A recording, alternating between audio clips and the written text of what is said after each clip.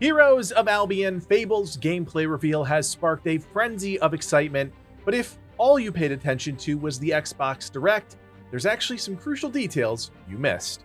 My name is Kodiak, this is Legacy Gaming, and today we're sharing even more about the upcoming open-world RPG, Fable. My friends, if you couldn't tell by our first Fable video covering the Xbox Direct gameplay reveal, I have a deep love for this series. Fable was my childhood, but it's also a game that paved the way with bold ideas and systems that changed the landscape of gaming forever. That's why I'm really interested to see how the Playground Games team is going to handle the reboot of this story. Yes, if you didn't already know, the upcoming Fable is going to hit the reset button on Fable for a number of reasons, and in a recent interview with IGN, the developers explained why, saying, "It felt really imperative for us to clear the space to tell a story that we want to tell within Albion, which is why this isn't a sequel, for example. This isn't necessarily connected to the original timeline or events or characters, but we do share lore, and some of that originating lore of the Fable universe is really important to our story." In all honesty, I think this is a brilliant move and gives the developers the opportunity to tap into the incredible world building of Albion, but without being tethered to the events of the previous games, which, as you might remember, are incredibly dynamic and span a ridiculous length of time thanks to the 500-year gap between Fable 1 and 2 and the 50-year gap between Fable 2 and 3. The freedom to essentially ignore all of those events but still recognize the world and the characters in it gives the developers at Playground Games a cleanish slate while still having a rich world to pull from. Now, I need to take a second to apologize because in the last video, I talked about Fable as a fantasy RPG a few different times, but the team is actually referring to Fable as a fairy tale game, and I think there's a really great way of explaining that. Ralph Fulton, Fable's game director, says fairy tales are about ordinary people and what happens when magic touches their lives, and then it has this moral component to it as well. And you can also imagine the difference in color scheme.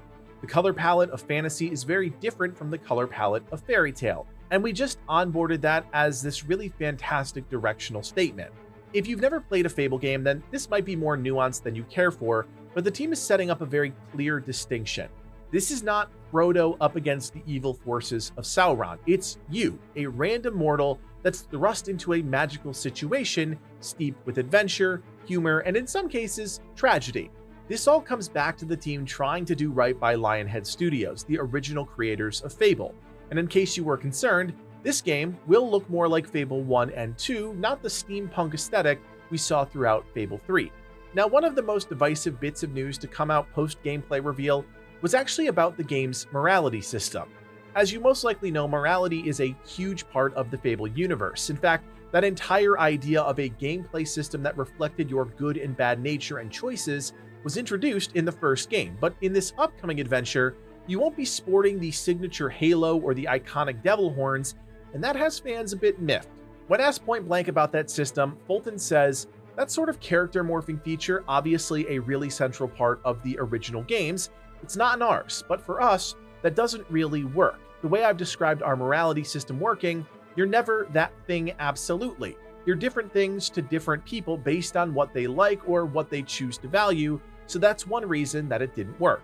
Okay, so I don't love that, but I guess the real question now is, how does the game fundamentally change based on how the living population, those 1,000 plus handcrafted NPCs, perceive you?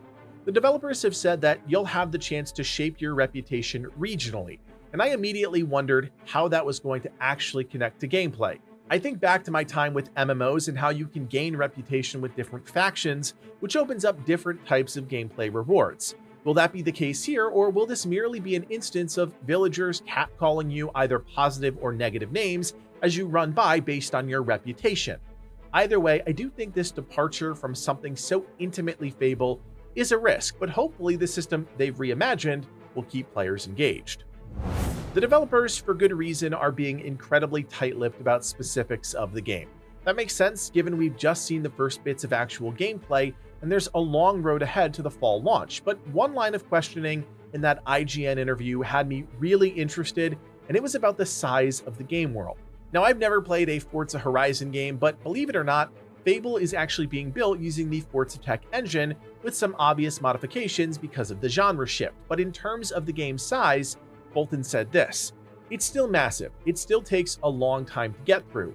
There's tons to explore, but what we had to do with this game was build in far more detail than we necessarily have to in a Horizon game. So you move slower, but you see much more, you experience much more." He goes on to say, and pay attention here, "Case in point, every building in the game you can go inside. So every building needs an interior because you could rob it if you wanted, or you could buy it and live there with your family or with one of your families." Now, I'm not sure if he's saying that every building can be purchased in Fable. That would be incredible, but we've seen developers cut corners on buildings in their game worlds before, and that looks to be the opposite here. Being able to explore, rob, purchase, and even live in any house you see is incredible immersion, and I hope it happens because that's how you evolve the Fable series. Speaking of evolution, there's a lot of subtle changes that I think speak to a more modern open world experience. Fable 3, for those keeping track at home, was released 16 years ago. The world of gaming has simply changed, plain and simple, and that's particularly true for the open world genre, which saw a huge surge in popularity in the middle of the 2010s. In the official Xbox Wire interview with Ralph Fulton once again, there were actually a few more nuggets that I thought were interesting, and I'm going to touch on two things in particular: the open world and some small combat notes. We talk about modernizing systems. Well, here it is. Fulton says the nature of our game is that as soon as you leave your village, you can pretty much go anywhere. It's truly open world, so the world is yours to explore, and we've written the story so that although there are stakes, your grandmother, your village, there's no ticking bomb. What this does is opens the door for a more casual experience, allowing players to do whatever they want, whenever they want, without being region gated by your level or other power factor. I'm sure there will still be examples of high-level and low-level play, but the ability to explore Albion without impedance is a huge departure from the previous games, so if you want to explore the furthest village, get a job, and get married before you do anything else, you can do that. Now, along the way, you'll no doubt have to cut down a few enemies, and this is where the last nugget of gameplay details surfaced. You might have noticed that during the Xbox Direct showcase, a hob accidentally hit one of its companions. Well, Fulton was asked about that and about enemies more broadly, and he had this to say on the matter: "All of our enemies have strengths and weaknesses, and part of the fun of combat is figuring out how to exploit them using the different weapons and abilities. That hob that accidentally killed his pal in the video just happened by accident. But yeah, keeping in as much of that kind of friendly fire stuff as possible always adds a little bit of chaos and a lot of humor to combat."